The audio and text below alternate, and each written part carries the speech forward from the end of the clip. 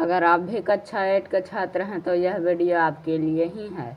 हम पूरा question answer book से ही कराते हैं। इसका पहला वीडियो में भी आप जाकर देख लीजिएगा। पूरा आंसर हम बुक से ही कराते हैं। आप कहिएगा कि पूरा आंसर थोड़ी ना बुक से कराता है, तो बड़ा आंसर रहता है ना, तो छोटा कर देते हैं, इसलिए क्योंकि आपको जल्दी याद हो सके। लंबा क्वेश्चन बुक वाला आंसर जल्दी याद नहीं होता है। तो आज का वीडियो शुरू करते हैं। देखिए क्या बोल रहा है, निम्नलिखित प्रश्नों के उत्तर दीजिए। आपका पहला क्वेश्चन है, पृथ्वी पर संसाधन असमान रूप से क्यों वितरित है? इसका आंसर हम बुक में दे रहे हैं, याद कर लीजिएगा, चाहे हाईलाइट कर लीजिएगा। तो देखिए आपको यहाँ पर पहला का आंसर दिया हुआ है, एक बार बोल दे रहे हैं। प्राकृतिक संसाधनों का वितरण भूभाग, जलवायु, ऊंचाई जैसे अनेक भौतिक कारकों पर निर्भर करते हैं। पृथ्वी पर इन कारकों में विभिन्नता होने के कारण संसाधनों का वितरण असमान है। यह आपका आंसर है, हाईलाइट किया हुआ। पहला का आंसर आपको बता दिए। चलिए अब दूसरा क्वेश्चन की ओर देखिए। आपका दूसरा क्वेश्चन क्या बोल रहा है, संसाधन संरक्षण क्या है या किसे कहते हैं?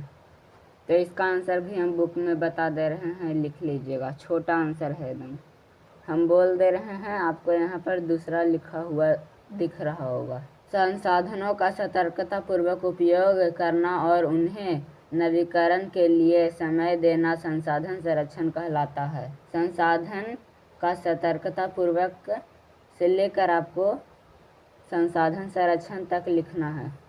देखिए आपका तीसरा क्वेश्चन क्या बोल रहा है, मानव संसाधन महत्वपूर्ण क्यों है? इसका आंसर भी आपको बुक में ही है, बता दे रहे हैं। देखिए आपको यहाँ पर दिया हुआ है आंसर, या पीला कलर का नीचे होगा, उसे लिख लीजिएगा। पढ़े एवं मनन करें इसे छोड़कर, मनुष्य से लेकर खोजते हैं तक लिख लीजिएगा। यह आपका तीसरा का आंसर है, एक बार बोल भी दे रहे हैं। मनुष्य एक दूसरे पर निर्भर हैं। किसान सभी के लिए अनाज उपजाते हैं। विज्ञान कृषि से जुड़ी विभिन्न समस्याओं और अनाज उत्पादन बढ़ाने के उपाय खोजते हैं। यह आपका तीसरा का आंसर है। चलिए अब चौथा क्वेश्चन की ओर देखिए। आपको चौथा क्वेश्चन क्या बोल रहा है, शतपोषणीय विकास क्या है या किसे कहते हैं? आंसर भी आपको इस क्वेश्चन को बगल में ही है। देखिए आपको दूसरा का आंसर बताए थे, उसको नीचे ही है, एक बार बोल भी दे रहे हैं। संसाधनों का उपयोग करने की आवश्यकता और भविष्य के लिए उनके संरक्षण में संतुलन बनाए रखना शतपोषणीय विकास कहलाता है। संसाधनों का उपयोग से लेकर आपको लिखना है शतपोषणीय विकास कहलाता है तक। ये भी आपका छोटा आंसर था, 2 लाइन का। चलिए अब अगले क्वेश्चन की ओर देखिए। दूसरा में आपका क्या कह रहा है, सही उत्तर पर निशान लगाइए। आपका पहला बोल रहा है, निम्नलिखित में से कौन संसाधन को निर्धारित नहीं करता है? मात्रक नहीं करता है संसाधनों को निर्धारित, आप टिक लगाइएगा, मात्रा। दूसरा का क्वेश्चन क्या है, निम्नलिखित में से कौन सा मानव निर्मित संसाधन है? इसका होगा पहला में टिक लगाइएगा, कैंसर उपचार की औषधियाँ। आपको तीसरा क्वेश्चन क्या बोल रहा है? तीसरा क्वेश्चन आपको बोल रहा है, अनवीकरण संसाधन होते हैं सीमित भंडार वाले। या आपका पूरा का आंसर करा दिए। अब चलिए कुछ और भी है, उसे भी जान लेते हैं। अभी है नवीकरणीय संसाधन किसे कहते हैं, अनवीकरणीय संसाधन किसे कहते हैं, उससे भी जान लेते हैं। पहले हम समझेंगे संसाधन किसे कहते हैं।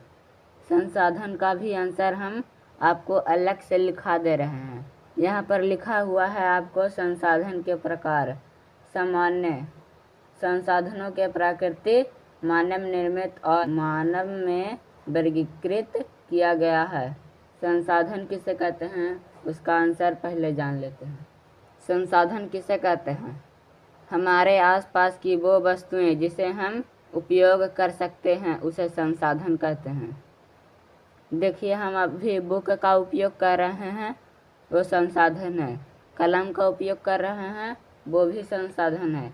आपको घर में जितना सब कुछ है बस संसाधन है।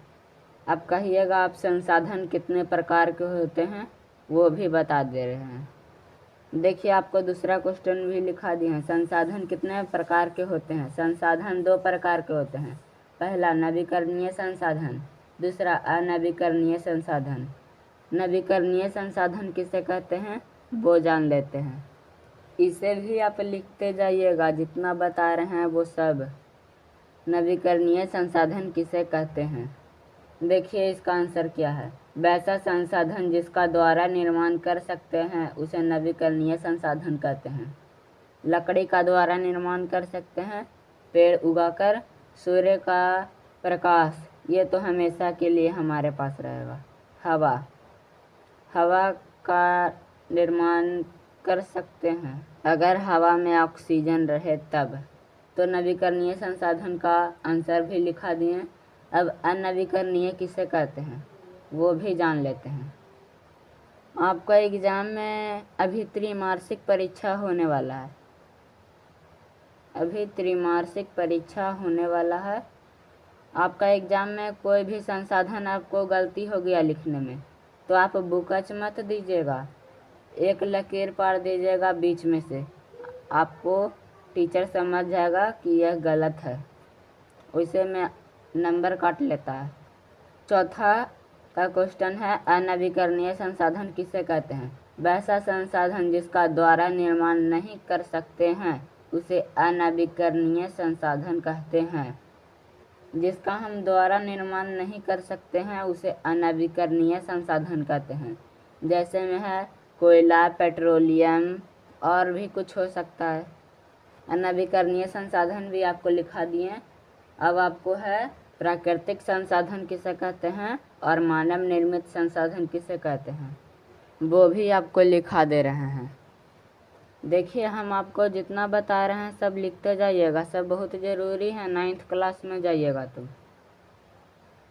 देखिए प्राकृतिक संसाधन किसे कहते हैं। देखिए प्राकृतिक संसाधन किसे कहते हैं। आंसर वैसा संसाधन जो प्राकृतिक के द्वारा बनाया गया है उसे प्राकृतिक संसाधन कहते हैं। प्राकृतिक के द्वारा क्या क्या बनाया हुआ है, जंगल बनाया हुआ है, पर्वत बनाया हुआ है, पहाड़ बनाया हुआ है। जो प्राकृतिक से प्राप्त होता है उसे प्राकृतिक संसाधन कहते हैं। जैसे में समुद्र, ये सब प्राकृतिक है। अब मानव निर्मित संसाधन किसे कहते हैं वो भी जान लेते हैं।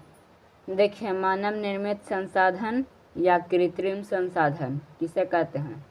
मानव निर्मित संसाधन को ही कृत्रिम संसाधन कहते हैं।